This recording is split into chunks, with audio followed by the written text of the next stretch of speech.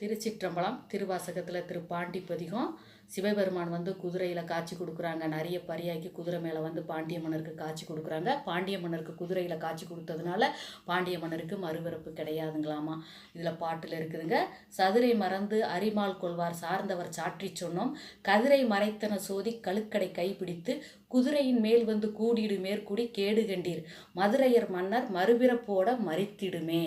அவரோட ஜோதி வந்து கதிரவனவே மறைச்சிருச்சாமா. கழுக்கடை கையிலேந்தி பெரிய பிரம்ப கையில் ஏந்திட்டு வந்திருக்காரு குதிரையில். அவ்வளோ கதிரவனே மறைக்கக்கூடிய அளவுக்கு மதுரைக்கு வந்திருக்காங்க.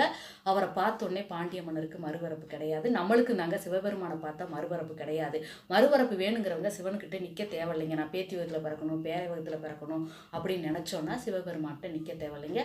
குதிரையை வந்து 2 இடத்துல பயன்படுத்துகிறாரு. ஒன்று அவரு பயன்படுத்துகிறாரு, 2வது அவரோட அடியார் சேரமான் வந்து குதிரையை பயன்படுத்துகிறாங்க. 2 இடத்துல வெள்ளை குதிரையை பயன்படுத்துகிறாங்க. திருச்சிற்றம்பலம்.